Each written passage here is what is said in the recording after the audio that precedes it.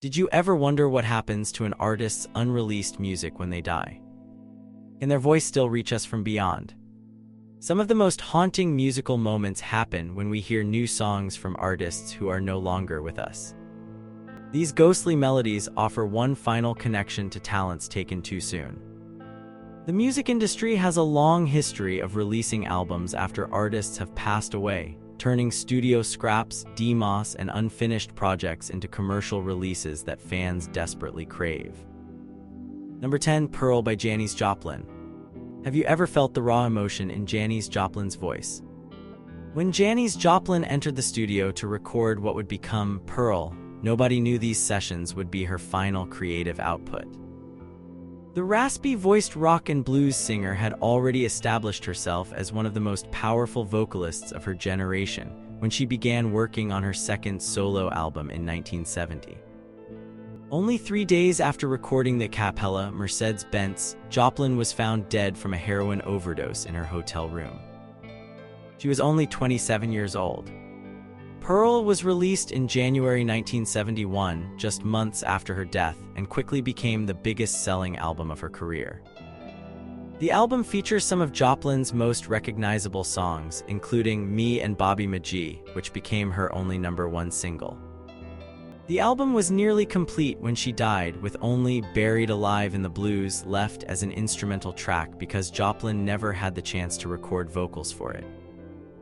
The posthumous nature of Pearl gives it a bittersweet quality. Listeners can hear Joplin at the peak of her vocal powers, having found a perfect balance between her bluesy wail and more controlled studio performances. Producer Paul Rothchild, who had previously worked with The Doors, helped create a polished sound that showcased Joplin's voice without overpowering it. The resulting album stands as a testament to what might have been had Joplin lived longer. Critics and fans alike consider Pearl to be Joplin's definitive studio statement. The album captures her essence, vulnerable yet powerful, raw yet refined. Her interpretation of Chris Christopherson's Me and Bobby McGee transforms the song into something entirely her own, infusing it with both tender emotion and explosive energy. The recording became iconic, forever associated with Joplin's legacy. What makes Pearl particularly poignant is that Joplin seemed to be entering a new phase of her artistic development. She had assembled the Full Tilt Boogie Band, a group that complemented her voice perfectly, and was exploring new sounds and approaches to her music. The album hints at directions she might have taken had she lived, making its posthumous release all the more heartbreaking for fans who would never hear how her music would have evolved. Number 9, The Don Killuminati, The 7-Day Theory by Machiavelli Tupac Shakur. How quickly can a legend create their final masterpiece? When Tupac Shakur entered the studio in August 1996, something had changed in his approach. Working at a feverish pace, he recorded his entire Machiavelli album in just 7 days, completing the vocals in only 3. The production and mixing took an additional 4 days. Less than a week after finishing the album, Tupac was shot in Las Vegas on September 7, 1996, and died 6 days later. The Don Killuminati, The 7-Day Theory, released under the pseudonym Machiavelli, hit stores in November 1996, just 2 months after Tupac's murder. The album revealed a darker, more paranoid Tupac, a stark contrast to the celebratory tone of Parts of All Eyes on Me, which had been released earlier that same year. The Machiavelli album featured minimal guest appearances and a stripped-down production style that emphasized Tupac's intense delivery. What makes this posthumous release particularly impactful is that, unlike many posthumous albums cobbled together from leftover recordings, Tupac had completed The Don Killuminati as a cohesive work. He had selected the tracks, arranged their sequence, and even designed the album cover, which eerily depicted him crucified in a manner reminiscent of Jesus Christ. The album's completion just days before his shooting has fueled conspiracy theories for decades that Tupac may have anticipated his death. The content of the album reflects Tupac's mindset during his final days. Songs like Hail Mary and Against All Odds showcase his increasing paranoia and sense that enemies were plotting against him. The album contains numerous diss tracks aimed at rivals like the notorious B.I.G., Puff Daddy, and others Tupac believed had betrayed him. The intense emotion and aggression in these tracks provide a window into the conflicts that may have contributed to his untimely death. The Don Killuminati debuted at number 1 on the Billboard charts and has since been certified Forks Platinum. Its influence extends beyond its commercial success, however. The album represented a new artistic direction for Tupac, one he would never get to fully explore. Its dark tone, religious imagery, and prophetic lyrics about death have led many fans to view it as a kind of final testament. The album continues to influence hip-hop artists who draw inspiration from its raw intensity and uncompromising vision. Number 8, From a Basement on the Hill by Elliott Smith. Can an artist's final recordings reveal their inner demons? When Elliott Smith died under mysterious circumstances in 2003, he left behind a nearly completed album that would provide a haunting final chapter to his musical legacy. From a Basement on the Hill was released on October 19, 2004, almost exactly 1 year after Smith's death from 2 stab wounds to the chest that were officially ruled as either suicide or murder. Smith had been working on what he envisioned as a double album, his most ambitious project to date. He had recorded over 30 songs for the release, experimenting with new sounds and production techniques that departed from his earlier, more sparse recordings. After his death, Smith's family enlisted his former producer Rob Schnapf and ex-girlfriend Joanna Balmy to complete the album from the unfinished tracks. They selected 15 songs from the available recordings, creating a single album rather than the double album Smith had planned. The posthumous nature of From a Basement on the Hill creates an unavoidable context for listeners. Smith's lyrics had always dealt with themes of depression, substance abuse, and alienation, but on his final album, these themes take on an even more haunting quality.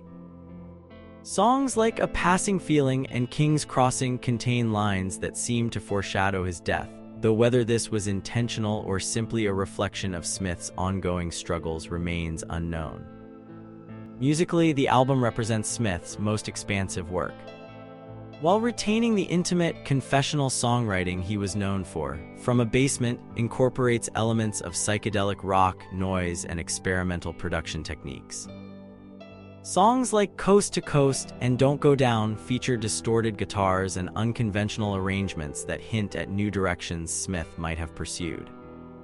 The contrast between these more abrasive sounds and delicate acoustic tracks like Twilight creates a tension that mirrors the emotional extremes Smith often explored in his lyrics. Critics and fans have debated whether the posthumously assembled album truly represents Smith's vision. Some believe the finished product captures the essence of what Smith intended, while others wonder how the album might have differed had he completed it himself. Despite these questions, From a Basement on the Hill was widely acclaimed upon release and has since been recognized as an essential part of Smith's catalog, a final, incomplete statement from an artist whose work continues to resonate with listeners struggling with their own inner demons. Number 7, Life After Death by the Notorious B.I.G. Is there any album title more eerily prophetic than Life After Death? When the Notorious B.I.G. Christopher Wallace was gunned down in Los Angeles on March 9, 1997, his double album Life After Death was already complete and scheduled for release. The album hit stores 16 days after his murder, creating a surreal situation where a rapper was promoting his new work from beyond the grave. The album's title and cover, featuring Biggie standing beside a hearse, took on chilling new meanings that no one could have anticipated. Life After Death represented Biggie's ambitious follow-up to his critically acclaimed debut, Ready to Die. The 24-track double album showcased his storytelling abilities, his smooth flow, and his versatility as he moved between hardcore street narratives and more radio-friendly tracks. Songs like Hypnotize and Mo Money Mo Problems became massive hits, helping the album to eventually achieve diamond certification for sales of over 10 million copies in the United States alone. What makes this posthumous release unique is that unlike many albums released after an artist's death, Life After Death was essentially complete when Biggie died. The tracks had been recorded, mixed, and sequenced according to his vision. The only element missing was his physical presence to promote the album. In interviews recorded before his death, Biggie had spoken about his goals for the project, making it clear that the finished product closely aligned with his creative intentions. The album's content takes on additional layers of meaning when heard after Biggie's murder. Tracks like You're Nobody Till Somebody Kills You and Notorious Thugs contain lyrics that seem to forecast his own violent end.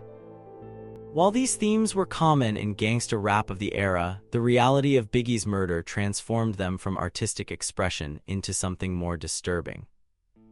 The album also contains references to his feud with Tupac Shakur, who had been murdered just 6 months earlier, creating a document of a deadly rivalry that had claimed both participants. Life After Death cemented Biggie's legacy as one of hip-hop's greatest talents. The album demonstrated his growth as an artist, moving beyond the raw street narratives of Ready to Die to embrace a wider range of styles and production techniques. Producer Sean Puffy Combs, now known as Diddy, helped craft a sound that balanced commercial appeal with hardcore authenticity, creating a blueprint that would influence hip-hop for years to come. For many fans, the album represents both the pinnacle of Biggie's talent and a painful reminder of potential unfulfilled. Number 6. Lioness, Hidden Treasures by Amy Winehouse. How do you honor an artist who left us too soon? When Amy Winehouse died from alcohol poisoning on July 23, 2011, at the age of 27, the music world lost one of its most distinctive voices. Though Winehouse had released only 2 studio albums during her lifetime, her impact on music was immense. Her vintage-inspired sound, blending jazz, soul, and R&B with contemporary production, had influenced countless artists and revitalized interest in traditional vocal styles. Lioness, Hidden Treasures, released in December 2011, just 5 months after her death, was assembled by producers Mark Ronson and Salam Remy, who had worked closely with Winehouse throughout her career. Unlike some posthumous releases that piece together unfinished fragments, Lioness contains a mix of alternative versions of known songs, covers, and previously unreleased original material that Winehouse had recorded at various points in her career. The album offers a glimpse into Winehouse's creative process and her development as an artist. Early recordings, like a 2002 demo of Our Day Will Come, showcase her remarkable voice before she had fully developed her signature style. Other tracks, like Smoke featuring Nuz, were works in progress for her planned 3rd album. The collection also includes Winehouse's final studio recording, a duet with Tony Bennett on the standard Body and Soul, which demonstrates her enduring vocal abilities despite her deteriorating health. For fans, Lioness, Hidden Treasures provides both comfort and heartbreak. On one hand, it offers new material to enjoy from an artist whose output had been limited by her personal struggles. On the other hand, it serves as a reminder of what might have been had Winehouse overcome her demons. The album's title, referring to Winehouse as a lioness, acknowledges both her fierce talent and the wild nature that contributed to her downfall. Critics were divided on the merits of releasing this collection so soon after Winehouse's death. Some saw it as a cash grab exploiting tragedy, while others viewed it as a legitimate attempt to provide closure for fans and showcase unreleased work that might otherwise never be heard. Regardless of these debates, the album was a commercial success, debuting at number 5 on the Billboard 200 chart and reaching number 1 in Winehouse's native UK. A portion of the proceeds was donated to the Amy Winehouse Foundation, established by her family to prevent drug and alcohol abuse among young people. Number 5. Milk and Honey by John Lennon and Yoko Ono. Can a murdered music icon's final songs bring healing to millions of fans? When John Lennon was assassinated outside his New York apartment building on December 8, 1980, he had just recently returned to making music after a 5-year hiatus. His comeback album Double Fantasy, a collaboration with his wife Yoko Ono, had been released just 3 weeks before his death. What few people knew at the time was that Lennon and Ono had recorded enough material for a second album, which would eventually be released as Milk and Honey. Milk and Honey hit stores in January 1984, more than 3 years after Lennon's murder. The album follows the same format as Double Fantasy, alternating between Lennon's songs and Ono's. Unlike Double Fantasy, however, Milk and Honey consists primarily of unfinished works and rough demos. Lennon's contributions were essentially works in progress, recorded during the same sessions that produced Double Fantasy, but set aside for later completion that would never happen. What makes this posthumous release particularly poignant is that it captures Lennon during a period of domestic contentment and creative renewal. Songs like I'm Stepping Out and Borrowed Time reflect his experiences as a house husband raising his son Sean while living in New York City. The rough, unpolished nature of the recordings provides an intimate glimpse into Lennon's creative process, allowing listeners to hear his songs in an embryonic state. Ono chose to leave these tracks largely as Lennon had left them, rather than attempting to polish them into more commercial forms. The album's title comes from a biblical phrase describing a land of abundance, flowing with milk and honey, and refers to the period of creativity and happiness that Lennon and Ono were experiencing before his death. The title takes on additional meaning in the context of Lennon's murder, suggesting the promise of a fruitful future that was violently cut short. The album art, featuring a photograph of Lennon and Ono kissing, further emphasizes the personal nature of these recordings. Milk and Honey achieved modest commercial success compared to Double Fantasy, but contained what would become one of Lennon's most beloved solo songs, Nobody Told Me. With its catchy melody and lyrics observing that nobody told me there'd be days like these, the song reached number 5 on the Billboard Hot 100 chart. Other tracks like Borrowed Time have taken on prophetic qualities, with Lennon singing about how he now appreciates life after wasting so much time in his younger years, unaware that his time would soon run out. Number 4, American the 5th, 100 Highways, and American the 6th, Ain't No Grave by Johnny Cash. Can a voice grow stronger as the body weakens? When Johnny Cash recorded the material for his final American Recordings albums, he was nearing the end of his life. Despite failing health and the recent loss of his beloved wife June Carter Cash, the Man in Black continued to work with producer Rick Rubin, laying down vocal tracks in his home studio whenever he had the strength. These sessions, conducted between 2002 and 2003, would yield enough material for 2 posthumous albums that rank among the most powerful in Cash's extensive catalog. American the 5th, 100 Highways, released in July 2006, nearly 3 years after Cash's death on September 12, 2003, features songs recorded during Cash's final months. His voice, once a robust baritone, had grown fragile and wavering, yet this physical deterioration only added emotional weight to his performances. Songs like Help Me and his cover of Gordon Lightfoot's If You Could Read My Mind take on new dimensions when performed by a man confronting his own mortality. The album debuted at number 1 on the Billboard album chart, proving that Cash's cultural relevance remained undiminished even years after his passing. American the 6th, Ain't No Grave, released in February 2010 to coincide with what would have been Cash's 78th birthday, completed the posthumous releases from these final sessions. The album's title track, a traditional spiritual, opens with Cash declaring, "There ain't no grave can hold my body down," a defiant statement from beyond the grave that established the album's themes of death, resurrection, and spiritual triumph. His cover of Sheryl Crow's Redemption Day and the Hawaiian farewell song, Aloha O, further emphasized the album's nature as a final goodbye. What makes these posthumous releases particularly significant is how they complete the narrative arc of Cash's American Recordings series with producer Rick Rubin. Beginning in 1994, this collaboration had revitalized Cash's career, introducing him to younger audiences and highlighting his interpretive skills as he covered songs from artists as diverse as 9 Inch Nails, Soundgarden, and Depeche Mode. The stripped-down production approach, often featuring just Cash's voice and a guitar, created an intimate atmosphere that showcased his emotional authenticity. Critics have debated whether Cash would have approved of these posthumous releases, particularly American the Sixth, which was assembled from his final recordings 7 years after his death.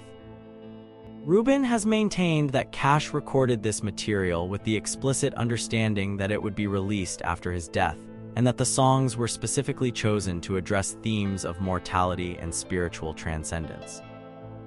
Regardless of these debates, the albums stand as powerful final chapters in the story of one of America's most iconic musical figures, allowing Cash to have the last word on his own remarkable life and career. Number 3, Sketches for My Sweetheart the Drunk by Jeff Buckley. What happens when perfectionism meets tragedy? When Jeff Buckley drowned in Memphis's Wolf River on May 29, 1997, he was in the middle of creating his highly anticipated second album. His 1994 debut, Grace, had established him as one of the most promising talents of his generation, with his extraordinary vocal range and emotional intensity earning praise from critics and fellow musicians alike. The pressure to follow up such an acclaimed debut was immense, and Buckley had been working meticulously on new material, recording demos and working with various producers to find the right approach. Sketches for My Sweetheart the Drunk, released almost exactly a year after Buckley's death, presents the unfinished work as he left it. The double album consists of 2 distinct sections. The first disc contains studio recordings produced by television guitarist Tom Verlaine, while the second features 4-track demos Buckley had recorded in his Memphis apartment. The title acknowledges the incomplete nature of these recordings. They are sketches rather than finished works, raw materials for an album that would never be completed. What makes this posthumous release unusual is its transparency about its unfinished state. Rather than trying to polish the recordings or guess at how Buckley might have completed them, his mother, Mary Geibert, who oversees his estate, chose to present them largely as they were found. This decision was influenced by Buckley's own perfectionism. He had been dissatisfied with the Verlaine sessions and had planned to re-record much of the material. By presenting these recordings as sketches, the album avoids claiming to represent Buckley's finished vision. The songs themselves reveal an artist in transition, moving away from the romantic, Jeff Buckley-influenced sound of Grace towards something darker and more experimental. Tracks like The Sky is a Landfill and Yard of Blonde Girls showcase a heavier, more rock-oriented approach, while Morning Theft and Opened Once maintain the ethereal beauty that had characterized his earlier work. The demo recordings offer an intimate glimpse into Buckley's creative process, with songs like Murder, Suicide, Meteor, Slave hinting at even more radical directions he might have explored. Despite its incomplete nature, Sketches for My Sweetheart the Drunk received largely positive reviews and has come to be viewed as an essential part of Buckley's small but significant body of work. The album reached number 64 on the Billboard 200 chart and has influenced countless artists drawn to Buckley's emotional intensity and musical adventurousness. For fans still mourning his untimely death at age 30, these sketches provide both solace and a painful reminder of potential unfulfilled songs suspended forever in a state of becoming. Number 2, LA Woman by The Doors. Can a band's final album with its frontman also be its finest? When The Doors entered the studio to record LA Woman in early 1971, the band was at a crossroads. Their previous album, Morrison Hotel, had represented a return to their blues rock roots after the experimental The Soft Parade, but tensions within the group remained high. Jim Morrison, their charismatic lead singer, was increasingly unreliable due to his alcohol abuse, and legal problems stemming from an obscenity charge in Miami had limited the band's ability to tour.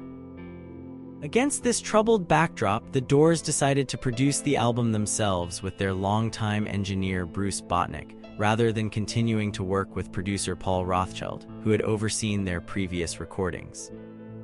They set up recording equipment in their rehearsal space, creating a relaxed environment that allowed for a more spontaneous approach. This informality suited Morrison's condition. He recorded most of his vocals from the bathroom, which offered better acoustics and allowed him to drink while performing without the others noticing.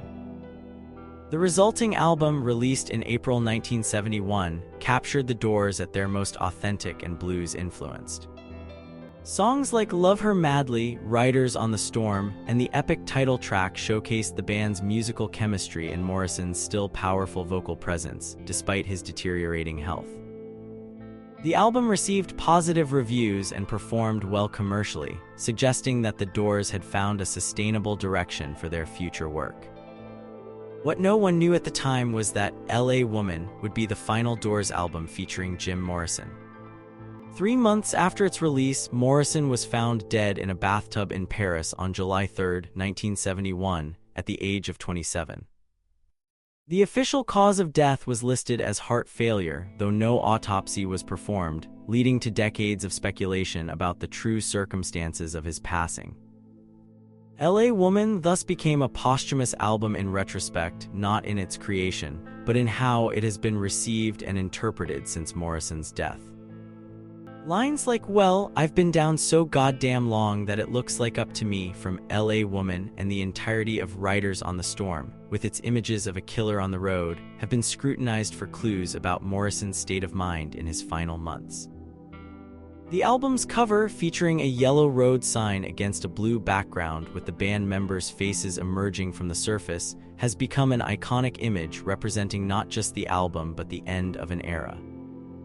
Number 1. Black Star by David Bowie. Did David Bowie turn his own death into his final art statement?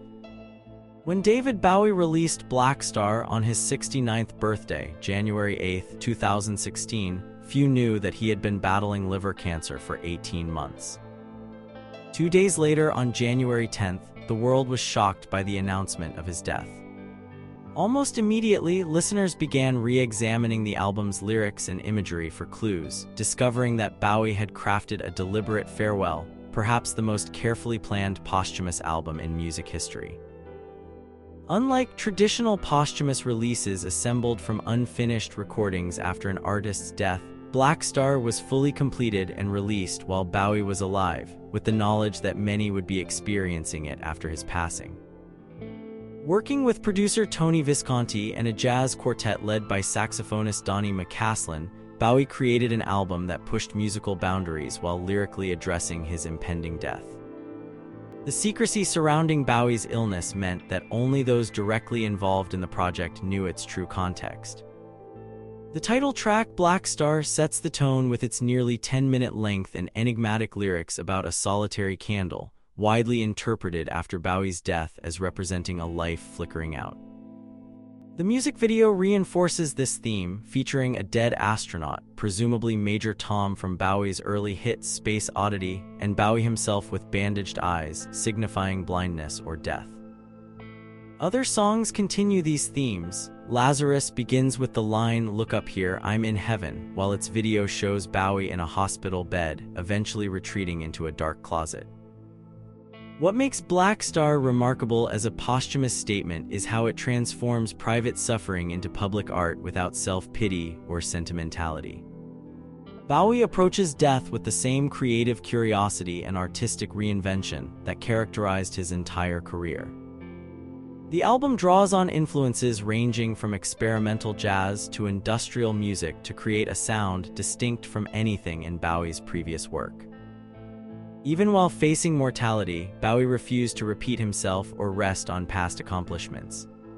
The critical response to Black Star was overwhelmingly positive even before Bowie's death was announced.